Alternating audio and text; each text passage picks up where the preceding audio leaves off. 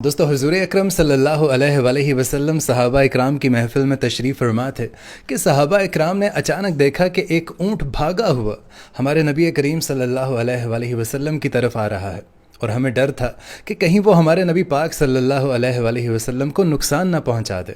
لیکن جیسے ہی وہ اونٹ ہمارے نبی پاک کے قریب پہنچا تو رک گیا اور آہستہ آہستہ چل کر آپ صلی اللہ علیہ وآلہ وسلم کے سر مبارک کے پاس آ کر کھڑا ہو گیا۔ اور دوستو پھر جو ہوا وہ کسی معجزے سے کم نہیں تھا۔ اس اونٹ نے اپنا منہ ہمارے نبی کریم صلی اللہ علیہ وآلہ وسلم کے کان کے قریب کیا اور کچھ کہنا شروع کر دیا۔ تھوڑی دیر بعد آپ صلی اللہ علیہ وآلہ وسلم اس اونٹ سے فرمانے لگے کہ اے اونٹ، سکون سے بیٹھ جاؤ، بے شک ہماری پناہ میں آنے والے کو اللہ بھی امان دیتا ہے۔ اگر تو سچا ہے تو تجھے اس کا فائدہ ہوگا، اور اگر تم جھوٹ بول رہے ہو تو تمہیں اس جھوٹ کی سزا دی جائے گی۔ تو حضرت تمیم داری رضی اللہ تعالیٰ عنہ فرماتے ہیں کہ ہم سب نے مل کر پوچھا کہ یا رسول اللہ صلی اللہ علیہ وآلہ وسلم، ہمیں بتائیے کہ اس اونٹ نے آپ سے کیا کہا؟ تو نبی کریم صلی اللہ علیہ وآلہ وسلم ارشاد فرمانے لگے کہ یہ اونٹ کہہ رہا ہے کہ میرے مالکوں نے مجھے ذبح کرنے کا ارادہ بنا لیا ہے، اس لیے یہ ان سے بھاگ آیا ہے اور میری مدد مانگ رہا ہے۔ ہم ابھی اسی گفتگو میں مشغول تھے کہ اس اونٹ کے مالک بھاگتے ہوئے آئے، اور جب اونٹ نے ان کو آتے ہوئے دیکھا تو نبی کریم صلی اللہ علیہ وآلہ وسلم کے سر مبارک کے اور قریب ہو گیا اور آپ صلی اللہ علیہ وآلہ وسلم کے پیچھے چھپنے لگا۔ تو پاس آ کر اونٹ کے مالکوں نے عرض کیا کہ یا رسول اللہ صلی اللہ علیہ وآلہ وسلم، یہ ہمارا اونٹ ہمارے سے 3 دن سے بھاگا ہوا ہے، اور یہ آج ہمیں آپ کی خدمت میں ملا ہے۔ تو آپ صلی اللہ علیہ وآلہ وسلم فرمانے لگے کہ یہ میرے سامنے شکایت کر رہا ہے، یہ کہتا ہے کہ یہ تمہارے پاس کئی سال تک پلہ بڑا ہے، اور جب موسم گرما آتا تو تم گھاس اور چارے والے علاقوں کی طرف اس پر سوار ہو کر جاتے، اور جب موسم سرما آتا تو تم اسی پر سوار ہو کر گرم علاقوں کی جانب کوچ کرتے۔ اب جب کہ یہ اس ہستہ حال کی عمر کو پہنچ گیا ہے تو تم نے اس کو ذبح کرنے کا ارادہ بنا لیا ہے۔ تو اس اونٹ کے مالک عرض کرنے لگے کہ خدا کی قسم یا رسول اللہ صلی اللہ علیہ وآلہ وسلم، یہ بات بالکل اسی طرح ہے جیسے آپ نے ہمیں بیان فرمائی ہے۔ اس پر نبی کریم صلی اللہ علیہ وآلہ وسلم ارشاد فرمانے لگے کہ ایک اچھے خدمت گزار کی اس کے مالکوں کی طرف سے کیا یہی جزا ہے؟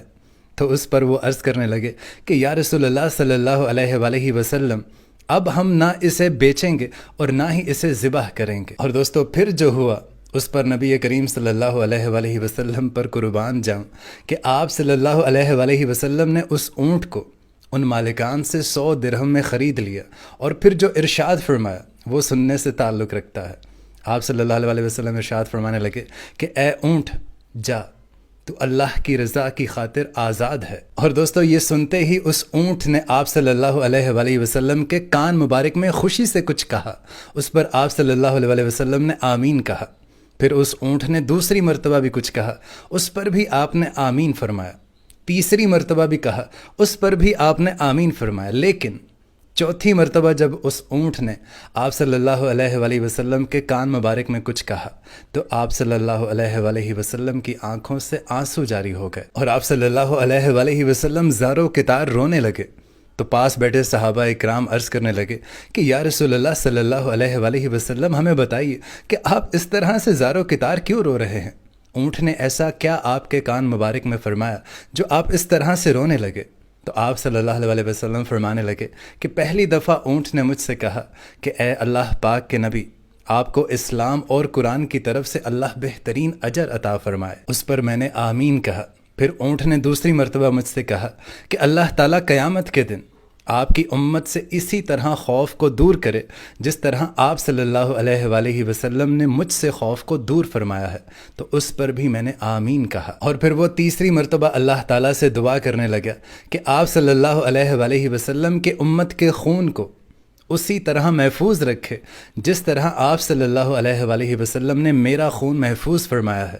تو اس پر میں نے آمین کہا۔ اور پھر وہ چوتھی مرتبہ مجھ سے کہنے لگا کہ یا رسول اللہ صلی اللہ علیہ وآلہ وسلم، اللہ تعالیٰ کبھی بھی آپ کی امت کے درمیان کبھی بھی جنگ و جدال پیدا نہ کرے۔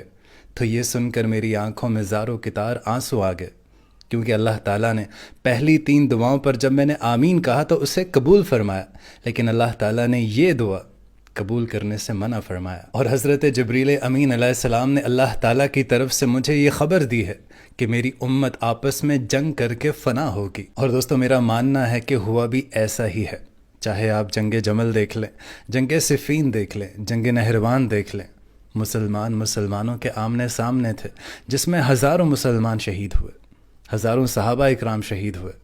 اور آج کے دور میں بھی آپ دیکھ لیں کہ ہم آپس میں ایک دوسرے کے ساتھ جنگ میں گتھم گتھا ہیں۔ اور میں تو اکثر یہ کہتا ہوں کہ جتنا نقصان مسلمانوں نے مسلمانوں کو پہنچایا ہے، اتنا نقصان تو شاید کسی اور بندے نے نہیں پہنچایا، اور نہ ہی وہ کبھی پہنچا سکتے تھے۔